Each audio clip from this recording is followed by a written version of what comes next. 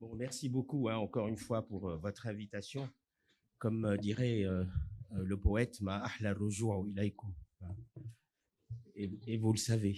Merci au comité. Hein.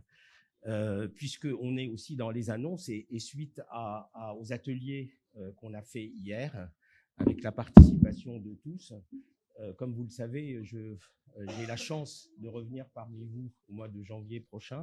Alors, je n'ai pas bien entendu les dates de ce que tu as dit, Hicham, tout à l'heure, mais il me semble que le 16 et 17, il y a déjà la SMACEP avec les ateliers où on va refaire les lésions de la sclérose en plaques et des maladies apparentées. Donc, voilà. Après, de toute façon, les choses vont être faites et refaites et il y a de la place pour tout le monde. Voilà. Mais je voulais juste rappeler ces ateliers qui sont prévus depuis pas mal de mois. Alors, pour revenir à notre sujet qui est juste celui des recommandations, donc je ne suis qu'un porte-parole de choses qui ont été faites par tout un tas d'experts. Cette première diapositive pour vous rappeler un peu plus de 100 ans d'histoire de l'arrivée de la description, des premières descriptions par De Vic et par ses élèves de la neuromyélite optique, où déjà il y avait deux formes, grosso modo, qui avaient été individualisées, l'une qui est monophasique et l'autre qui était rémitante. Et on disait déjà que la forme monophasique était plutôt de bonne évolution et de bons pronostics, alors que la forme rémitante, elle, était supposée être de mauvais pronostics, puisqu'elle rendait aveugle et très rapidement paralysé. Et puis, l'arrivée des anticorps, ce n'est pas devant Jérôme que je vais parler de ça. Je lui laisserai plutôt la parole pour nous les expliquer, a changé un peu la manière d'aborder ces maladies et a permis de les individualiser par rapport à la sclérose en plaques où c'était avant un peu apparenté. Et puis, ça a permis de faire des essais thérapeutiques internationaux, puisque ça reste quand même une maladie rare, d'avancer dans la recherche, de faire des recommandations, d'établir des critères diagnostiques. Les derniers dataient de 2015 pour la NMOSD et avaient toujours été faits par Dean Winkershoek. Et puis là, avec TRIMS, il a été annoncé les nouveaux critères de 2025 avec toujours des experts. Donc c'est principalement de ça dont on va parler, même s'il n'y a pas une révolution révolutionnaire, mais il y a quand même un petit changement de nomenclature sur lequel on va revenir. Et puis après, je ferai 2 ou 3 points très rapides sur d'autres réunions, notamment nationales, sur des recommandations concernant l'imagerie et des recommandations concernant le traitement de la MOGAD chez l'enfant, puisque là aussi, il y a des efforts, notamment français, pour avancer dans ce contexte. Bon, ça, je vais passer rapidement, c'est des choses que vous savez, c'est juste un résumé sous la forme d'un tableau ultra simplifié des critères de 2015. La base était l'évaluation de l'anticorps AQP4 IgG, donc l'anti-aquaporine, et s'il était positif, plus le halo clinique qui allait avec, donc au moins un épisode clinique, on était dans les critères déjà définis. Si c'était négatif, il fallait regarder les antimogs qui étaient apparus quelques années auparavant. S'ils étaient positifs, on se demandait, poser la question de la MOGAD, si le spectre allait avec, jusqu'en 2023, où les critères diagnostiques que je vais vous présenter sont arrivés. Donc, il y avait principalement NMOSD défini par les anticorps ou par un groupe de manifestations cliniques. Il y avait les formes séronégatives qu'on apparentait au syndrome NMO ou au spectre, comme vous voulez, au disorder, comme me disent les anglo-saxons. Et puis, il y avait les antimogs qui étaient apparus assez rapidement. Ça, c'est juste pour vous rappeler des choses que vous savez déjà. Les 6 entités cliniques de présentation de la NMO selon les critères 2015 qui ont été repris avec, s'il vous plaît, pas de photos, parce que ça me gêne. Merci beaucoup. Si vous avez besoin de diapositives, vous me dites, je vous les envoie sous leur forme entière, hein, pleine et entière. Donc ça, c'est les 6 entités cliniques qui ont été définies par les critères, qui sont les modes de présentation des NMO. Je ne vais pas vous les détailler, je pense que vous les avez. Encore une fois, si vous en avez besoin, bien sûr, c'est à votre disposition. Et vous verrez tout de suite que comme évidemment, enfin, ça va de soi, ça va se localiser dans les endroits où il y a une prédominance d'aquaporine, les nerfs optiques, les canaux épendymères autour du V3, autour du V4, dans la région hypothalamique, donc autour du V3, c'est principalement là où on va trouver les localisations, notamment à l'IRM, et qui vont donner l'expression clinique.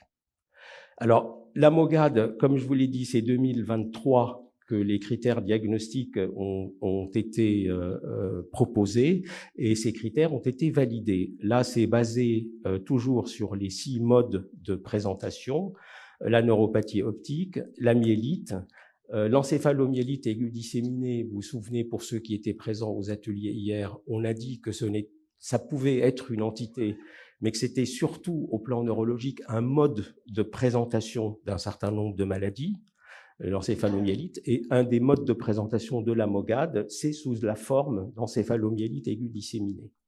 Après, il y a le déficit neurologique plurifocal, le syndrome du tronc cérébral du cervelet, et puis l'encéphalite corticale avec crise d'épilepsie et hypercyto en flair. Donc, si on a un des modes de présentation, un de ces tableaux-là, avec des anticorps positifs anti-MOG à des titres corrects, avec une technique correcte, etc., il ne faut pas que ça soit... si c'est négatif, bon, si c'est positif, c'est une MOGAD. Si c'est négatif, faiblement positif, technique douteuse ou tout ce que vous voulez, là, il faut retourner vers la clinique, mais surtout vers l'imagerie. S'il y a suffisamment d'arguments cliniques et en imagerie pour dire c'est ça, ou bien si on a fait les anti-MOG dans le liquide cérébrospinal et qu'on les a trouvés positifs de manière indiscutable avec la bonne technique, on peut, avec ces combinaisons, repartir vers un diagnostic de MOGAD. Donc ça, c'est les critères de 2023 qui ont été validés. Et là, c'est juste un détail des 3 tableaux qui n'étaient pas présents sur la diapositive précédente. Vous vous souvenez, les MAD, FLAMES et syndrome du tronc cérébral avec les principales manifestations cliniques. Comme on l'a dit hier, l'ataxie qui est présente dans les MAD, entre guillemets, anti-MOG positives, et moins fréquente dans les MOGAD, dans les ADEM anti-MOG négatives. Enfin bon, c'est des petites subtilités cliniques. Je ne pense pas que ça nous avance très loin sur le plan individuel. Donc ces critères identifient correctement les patients, permettent de faire les diagnostics, ce qui est très important pour tout ce qui est essai thérapeutique, indication thérapeutique, etc. Donc très très important d'avoir de bons critères diagnostiques qui sont validés.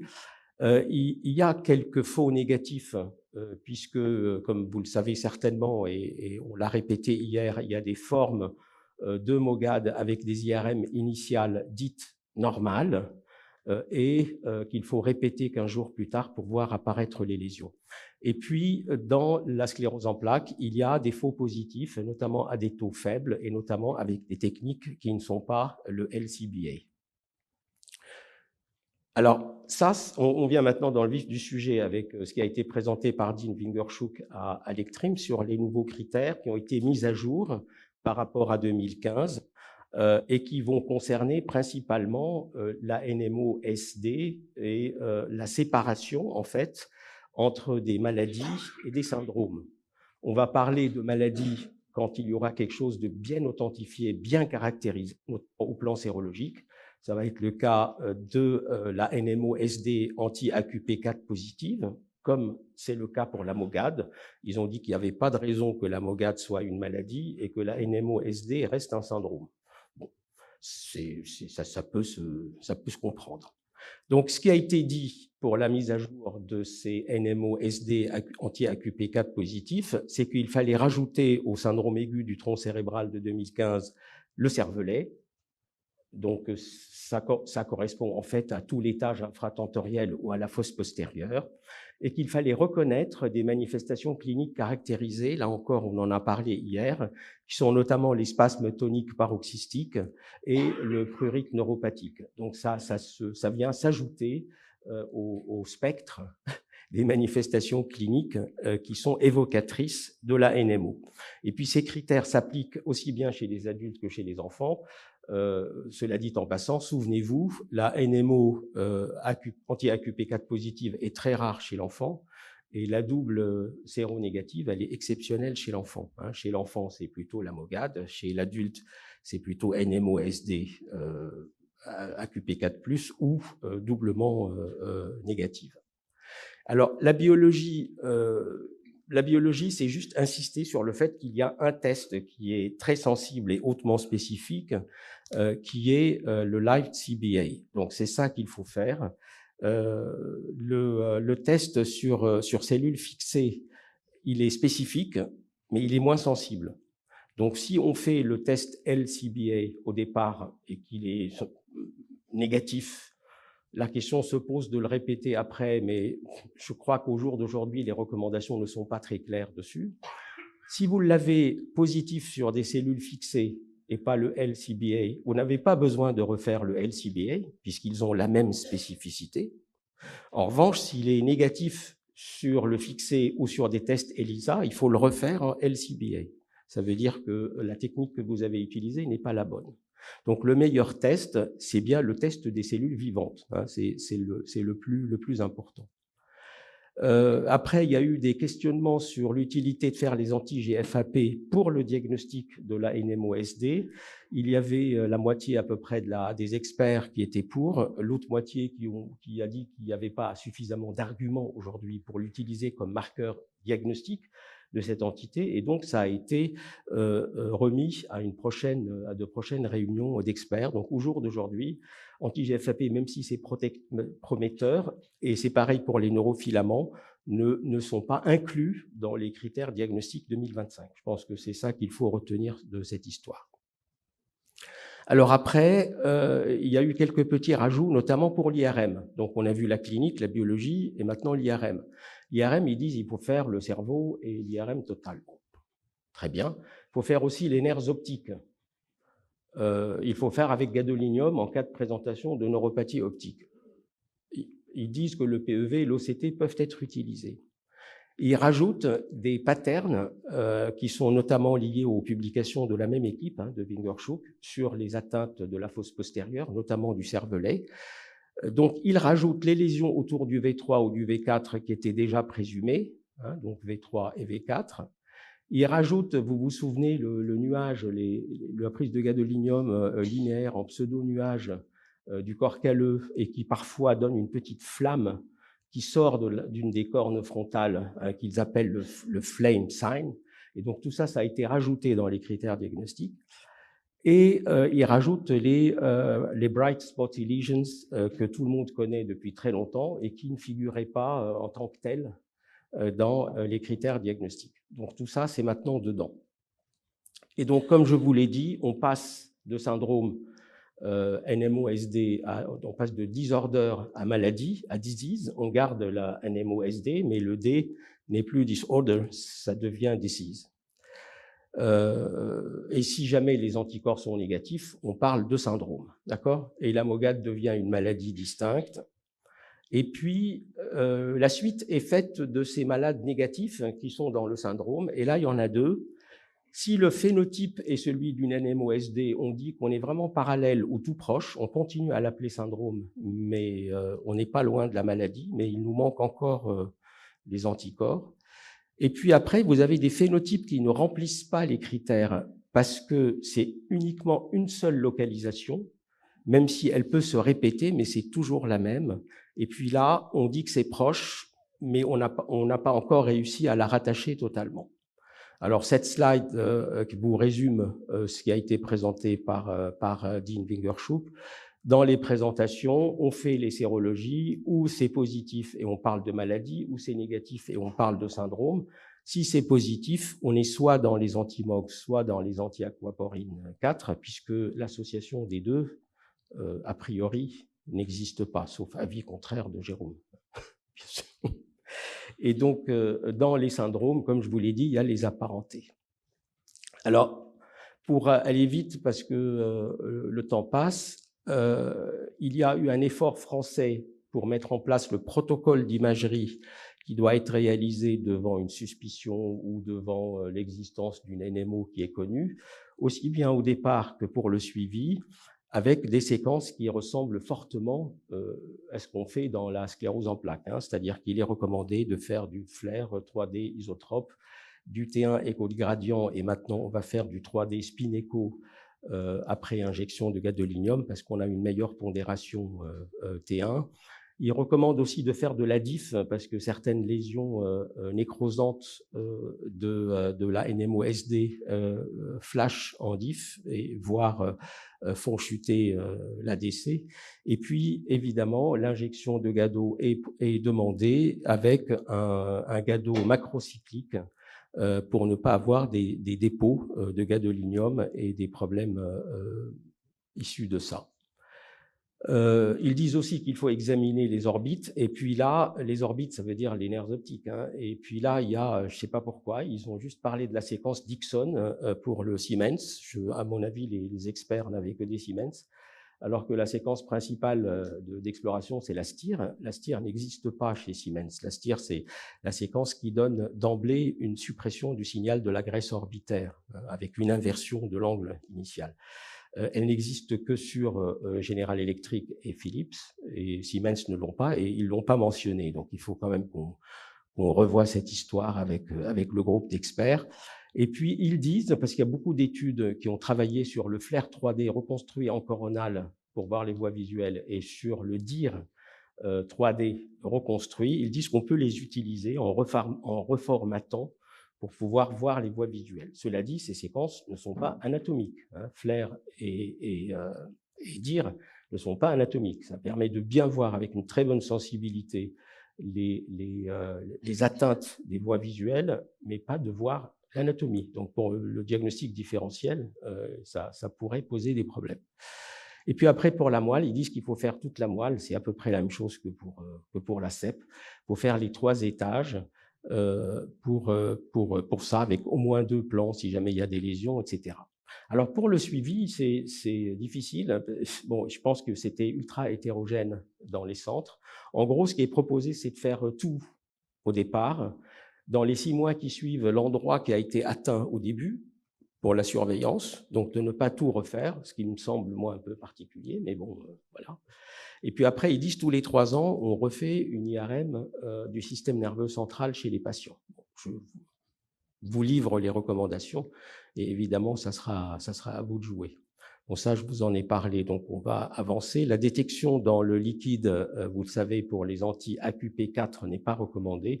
Pour la MOG, il y a des recommandations qui vont dans ce sens si jamais on a une forte suspicion et que les anti-MOG sont négatifs dans le sérum. Alors, ça, c'est vieux, mais moi, ça me semble toujours important. Il y a une question qui se pose, faut-il arrêter le rituximab ou les traitements de fond dans la NMOSD? La réponse est clairement non. On arrête les traitements, la maladie reflambe dans la foulée et on prend le risque de rendre nos patients aveugles et au fauteuil roulant. Donc les traitements pour la NMOSD, les traitements de fond, une fois qu'ils ont été mis en place, sont mis en place, avec bien sûr les maladies caractérisées. Alors après, il y a le groupe de Bicêtre qui a proposé des recommandations pour le traitement de la MOGAD de l'enfant. Le traitement, évidemment, de base est les corticostéroïdes à forte dose. Si la récupération est satisfaisante, on discute ce qu'il faut faire après, notamment les mesures associées, la scolarité et tout le reste. Si la récupération est insuffisante, on va très vite vers les échanges plasmatiques ou vers les immunoglobulines intraveineuses. Et c'est pareil, si la récupération est satisfaisante, est insuffisante, on discute les traitements d'entretien. Et il propose, si la récupération n'est pas satisfaisante, de poursuivre la corticothérapie par voie orale avec une diminution progressive, jusqu'à la discussion des traitements de fond qui sont là, en les groupant en 3 lignes, la première ligne, deuxième ligne et troisième ligne. Pour la première ligne, l'Immurel est toujours d'actualité, à utiliser. Il en est de même pour le MPP qui peut aussi être utilisé avec toujours les mesures associées. Si jamais il y a un échec de ces traitements, il est proposé le rituximab ou les immunoglobulines intraveineuses. Et aujourd'hui, il est proposé par ce groupe d'experts la mise en place d'emblée du rituximab ou des immunoglobulines intraveineuses chez l'enfant en traitement d'entretien. Et s'il y a un échec de l'un des deux en première ligne, on switch vers l'autre en deuxième ligne. Et puis s'il y a un échec des immunoglobulines intraveineuses et du rituximab, on discute, on négocie surtout, je dirais, les thérapeutiques autres, c'est-à-dire les antirécepteurs à l'IL6 ou les anticompléments. Voilà en gros la proposition faite par ce groupe d'experts. Donc pour rester dans les temps, je ne sais pas où on en est, mais finalement, il n'y a pas de révolution, mais c'était peut-être important aussi d'individualiser des maladies qui ont aujourd'hui, qui sont ultra bien caractérisées. On a des vraies maladies qui touchent le système nerveux central, donc c'est bien de leur donner un nom et de les suivre comme tels. Les anticorps, c'est vraiment très important. On discute souvent ensemble de ces anticorps. Est-ce qu'il faut les renvoyer? Est-ce qu'il faut les refaire? Ou est-ce qu'il faut faire, etc. Il faut discuter avec les équipes. C'est très, très important d'utiliser les bons tests parce qu'on va aller vers des thérapeutiques rapidement, qui sont des thérapeutiques efficaces qui vont sauver les patients. Les recommandations IRM, je pense qu'il faut encore un peu les affiner. Et puis, il y a de bonnes recommandations aujourd'hui pour la prise en charge des enfants. Et je pense que c'est une très bonne chose parce que les neurologues en général ne savaient pas bien comment il fallait faire avec ce groupe. Voilà, voilà. Donc, pour finir, je vous remets un petit bout, pour ceux qui étaient là aux ateliers, de ce qu'on a discuté ensemble hier. On les a lus ensemble. أيمكن للشوق المحفور في الأعماق أن يذوب في نهر البعد والأشواق ويحث الرحيل بأن يكف يوما ويهتف للأمل المعلق في الآفاق. Ça va, Jérôme? Ça va, tu suis, Eric? اعلم أنه ما للحنين من حدود فهو كالوعد المنشور في الميثاق. تدور عليه السنين وتنسى بأن الهوى صامد كالأقمار ولنهاية الأعمار باقي. فكيف ينساك من نما وترعرع على نغمات النسيم وربيعه البراق. ولم يطو يوما صفحة الماضي ولا دفء الحنان ولا رفق العناق. من العسير أن تبعدك عنه العقود فهو كالأسير في طرف بحرك الناقي.